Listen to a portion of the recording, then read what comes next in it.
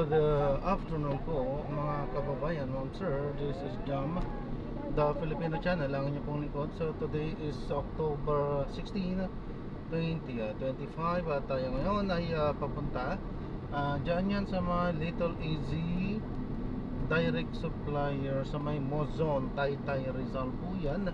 At dadalhin po natin sa may Taytay Doctors Municipality sa may Rizal Avenue, Taytay, San Juan, Rizal po yan.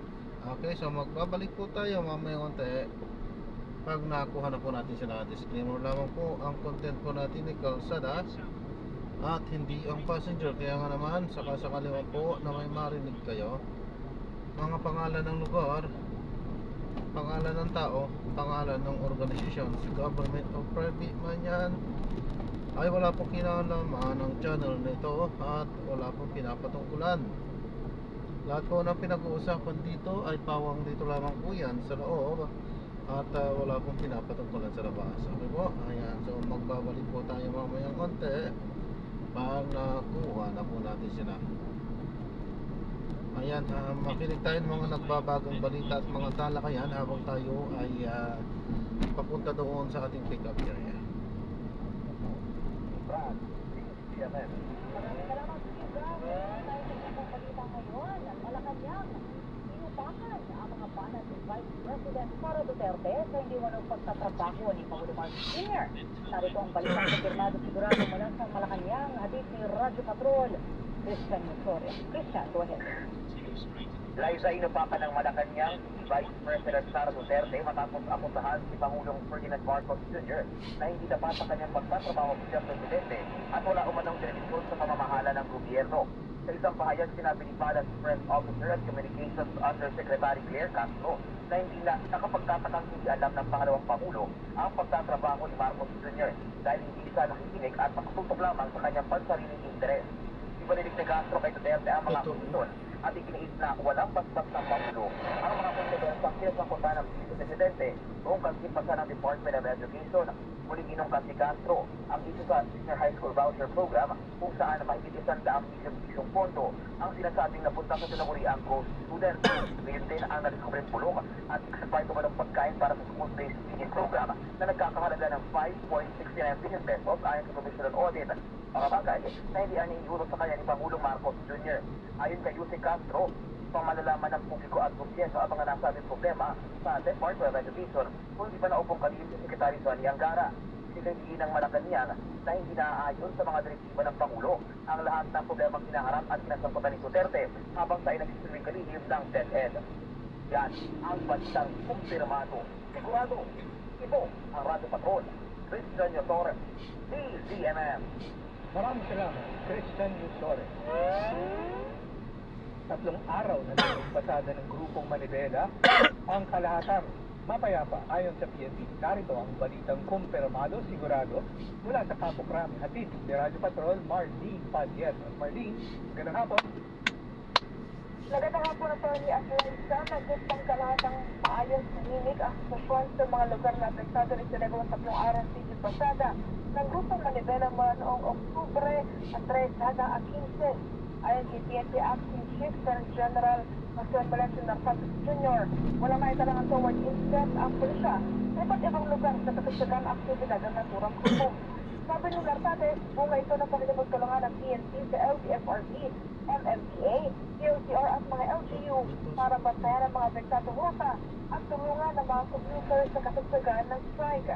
Samantala kahit balik natin normal ang operasyon, ay nalatindi pa rin na naka-alerto ang PNP at handang reresponde sa anumang sitwasyon kung kinakailangan. Yan ang balitang kumpirmado, sigurado. Ito ang Radyo Patrol, Marlene Padilla, DZMM. Maraming salamat, Marlene Padilla. Alright, so ngayon po ay babalik tayo dito sa Inapanado Partner ng mga messages po sa live Steve Matagmador, si People, Sergeant Puti, Ace of Heart. Nagpakasal kami Oo. Okay? Nagpakasal siya ni Sister Hart Oo. sa simbahan ng 1997. 18 po siya at 20 naman ako. 2004, naghiwalay na kami at may kanya-kanya na kaming pamilya. American citizen na siya at nagpakasal na sa ibang bansa. Pwede po ba yun? Una po, hindi. Pero tandaan ko na sa namin, may specific na mga ground. Kung nakapagpakasal na sa ibang bansa, presumably nakakuha din siya ng divorce doon kung saan man siya. Yung divorce po niya, kung kakuha kayo ng American citizen, hindi po sa Pilipinas, pwede po mag-file yung tinatawag natin petition for a recognition of a foreign judgment or a foreign divorce.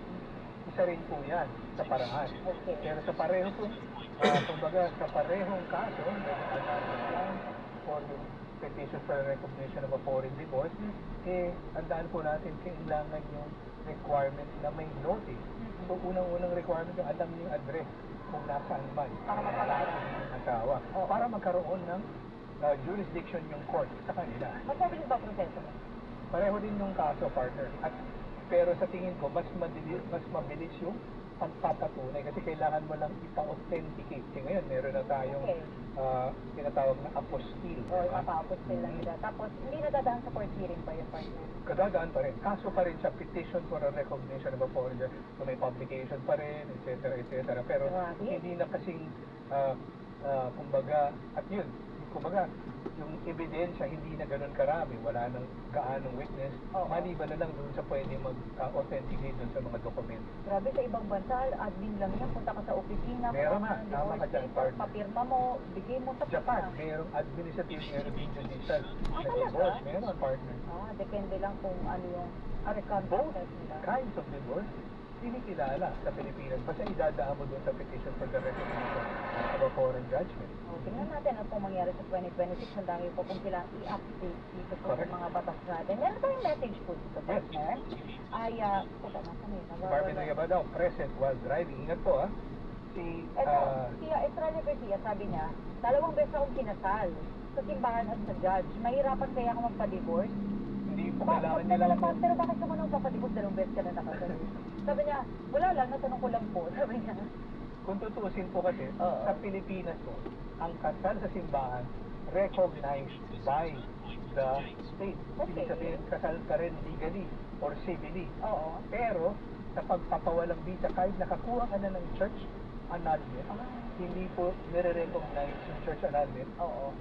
Walang legal effect. So, kung nakapagpa-annul ka na sa church, pwede ka na ulit magpakasal sa church. Pero sa, kumbaga, kailangan ka rin magpa-annul sa CBD para para i-recognize yung pagpapawalang visa ng iyong kasal. Kasi kung hindi, ang mangyayari doon, makakasuhan ka ng bigamous Correct, marriage. Oo, partner. Matututo na ako talaga dito sa mga... Yan isa sa mga halimbawa ng separation of church and state, pero ibang usapan din yan. Naku, dapat pala yung maikasan natin yan. Mhm. Kasi ang dami pa palang pwedeng himayin sa batas Correct. ito. Hindi, ang dami kong bagong information na nakukuha. To think, ang tagal na natin, ilang beses na natin diniscuss ang nullity of marriage. Yes, Ang dami pa ang palang dami pa niyan, kailangan. partner. And again, ang reason why we're encouraging people na hindi na talaga nag-work ang marriage to go through the process. Kasi kung i-shortcut mo yan, you're just wasting your time. And kung talagang hindi na kayo magsasama talaga,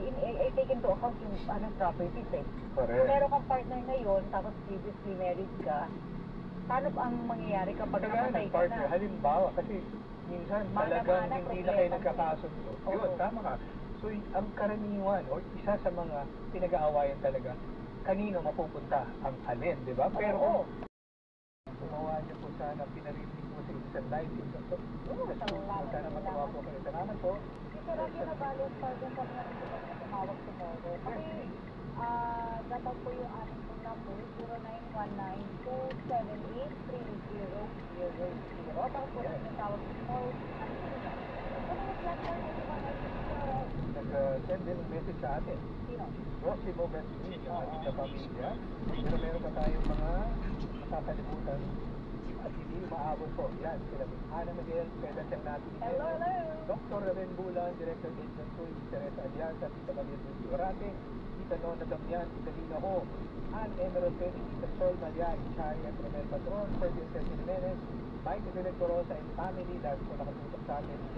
Ina Tata ni Caso, Christian Check Nugent, Sir Mario Mendoza, Attorney Ronald Luga, Attorney Bonnie Granada, Attorney Arnel Magcala. Ito po, Hello, Attorney Arnel, God bless you.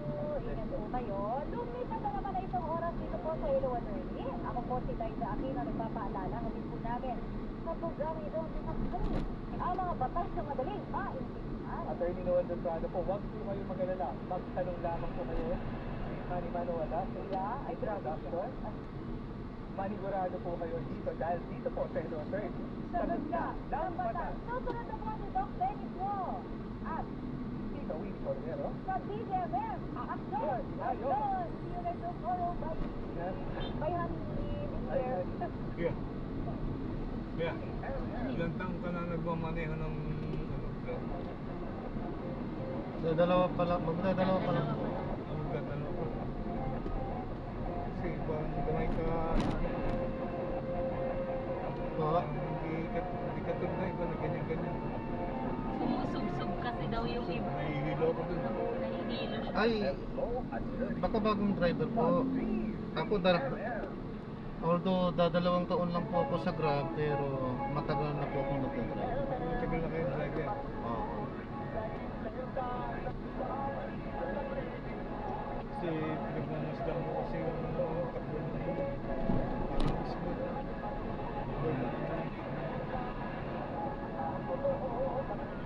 Hindi ka tulad na iba pagka ganyan-ganyan. So, parang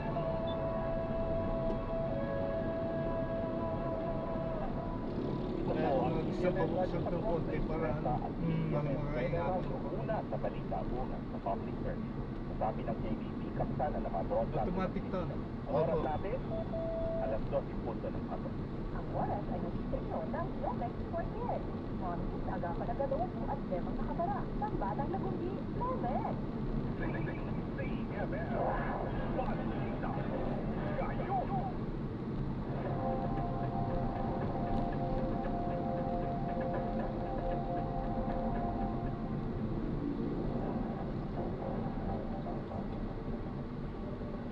Suhayan natin ang nagaganap na press conference ni Senator Bongo tungkol sa pagdawi sa kanya sa anomalya sa DPWH project. Tumbukin natin ang aling katotohanan. The truth lang po. Yun naman po ang pakiusap ko sa inyo.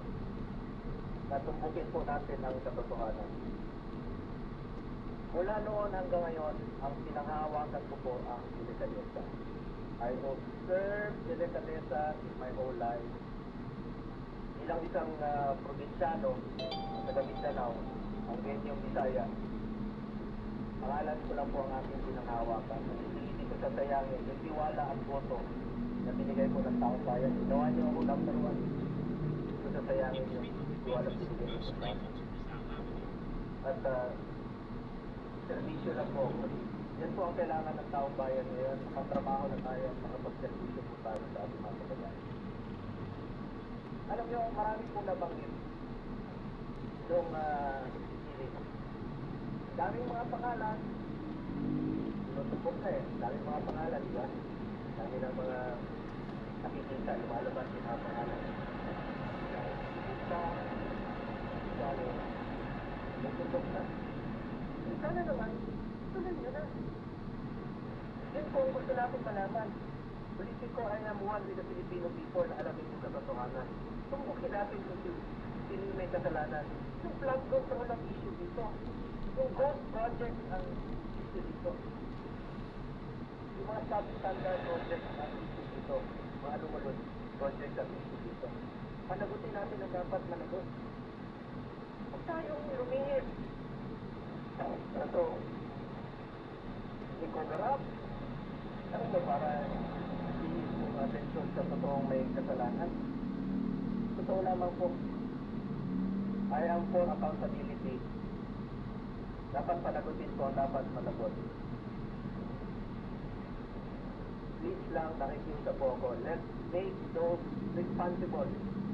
Let's make them accountable for all this mess. Panagutin po natin ang dapat panagutin. Balikan ko lang po yung sa Senado. Dami na po na-mention. Dami po na-mention about the Visayas. Umabot na nga tayo sa Ilocos Norte.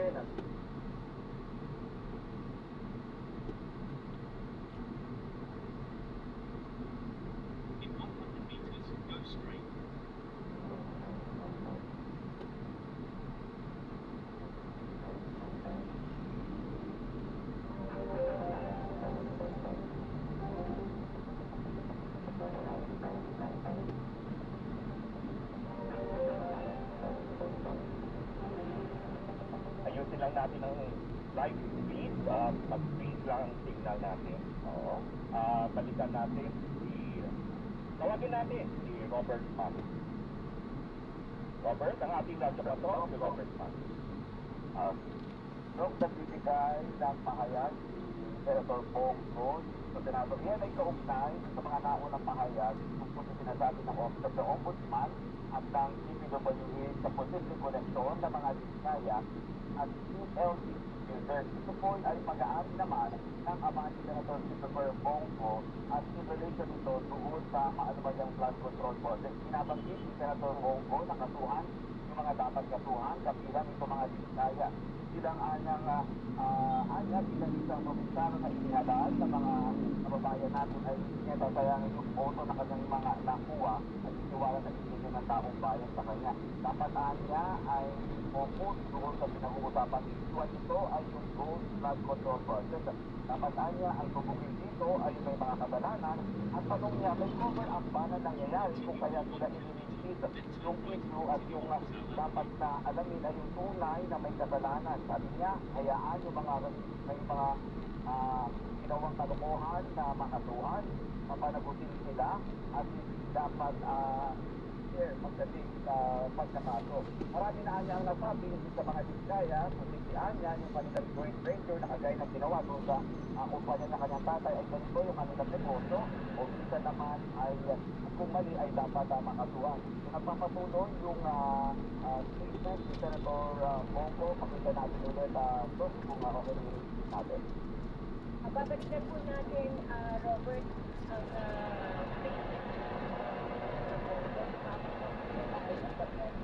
statement na sinasagawa naman ng ay sa pamamagitan po ng executive direction ng si Brian Pagkaka.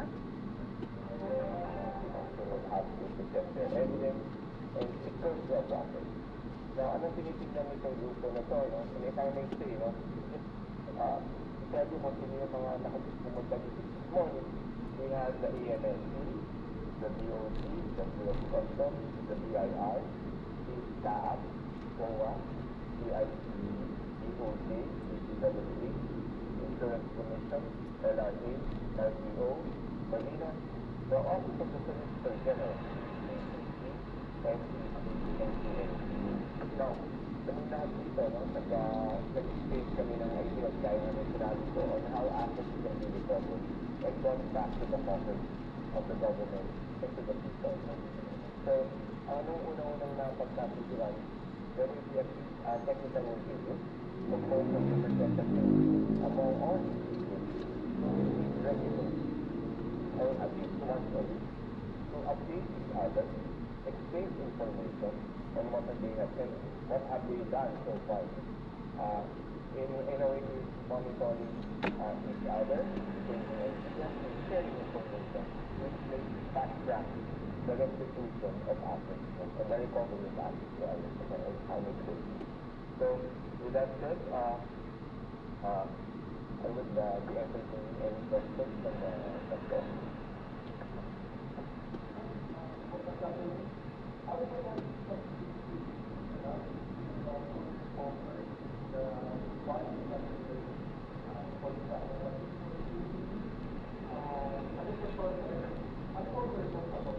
No, I think administrative, no? So meaning in their own charter, meaning yung batas na either bumubuo sa mga ahensyang ito, ibinigyan na sila ng authority to be able to do this the specific mandate specifically on asset recovery.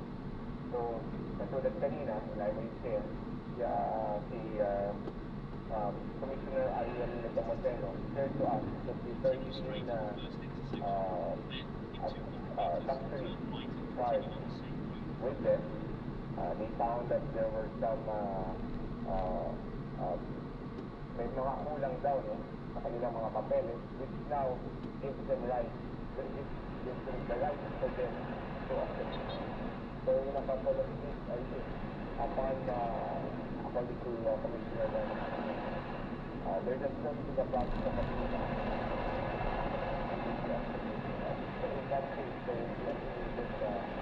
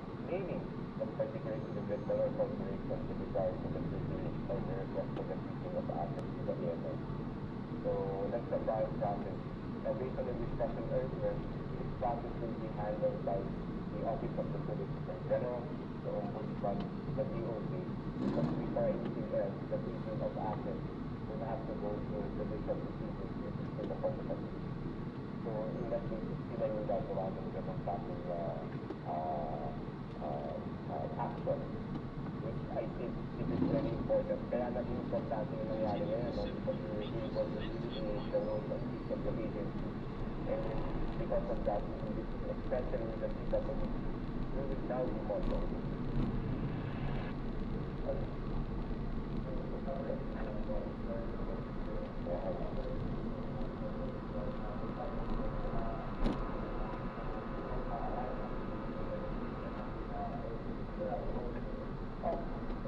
gusto natin gawin yun, gusto natin makisama pa yan sa ngayon.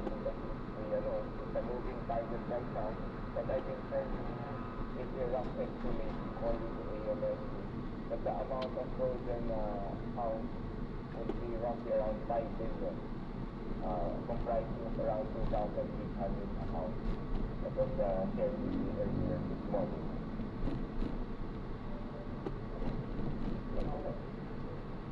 Oh, I don't have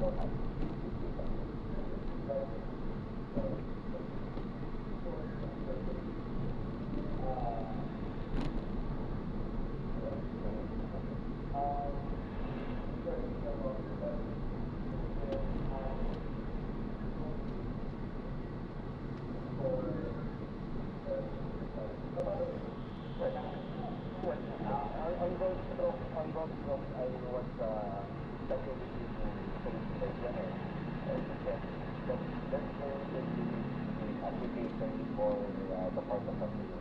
And initially, if it is granted, within 20 days, and after that, another 6 months can be extended.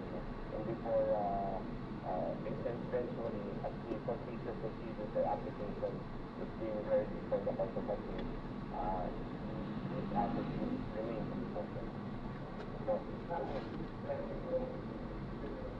Yes, of course, these are all civil and administrative remedies that we're talking about. In fact, yun nga yung naging ano natin, yan yung naging pakay nito sa kanina. This is so different from the criminal aspect. This is administrative and civil remedies, which in a way will be shorter because it's not going to go, I think, as I said earlier, it will not be going through the normal process of judicial proceedings.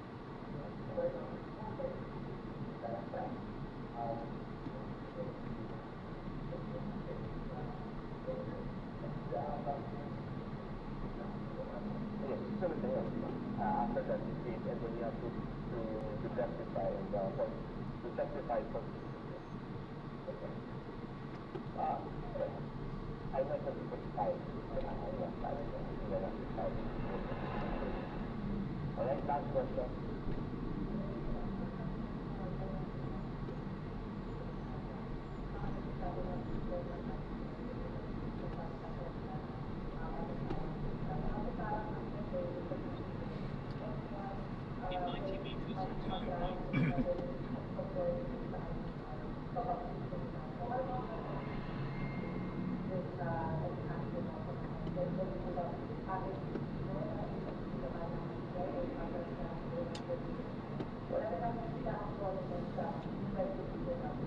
Unfortunately or unfortunately, karapatan nila yan, di ba?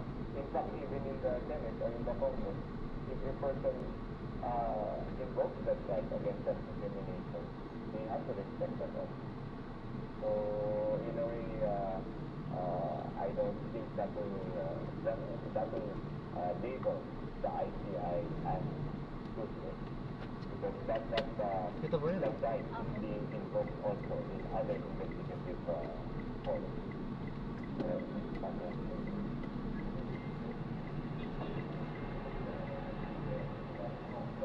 Doon po sa loob. Pati na po ito? Ha? Ito.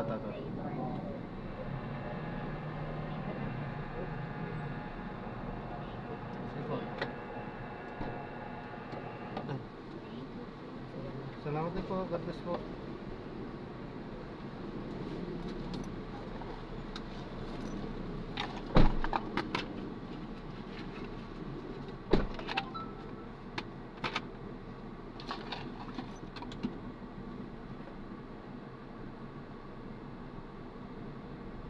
Oh, grabe.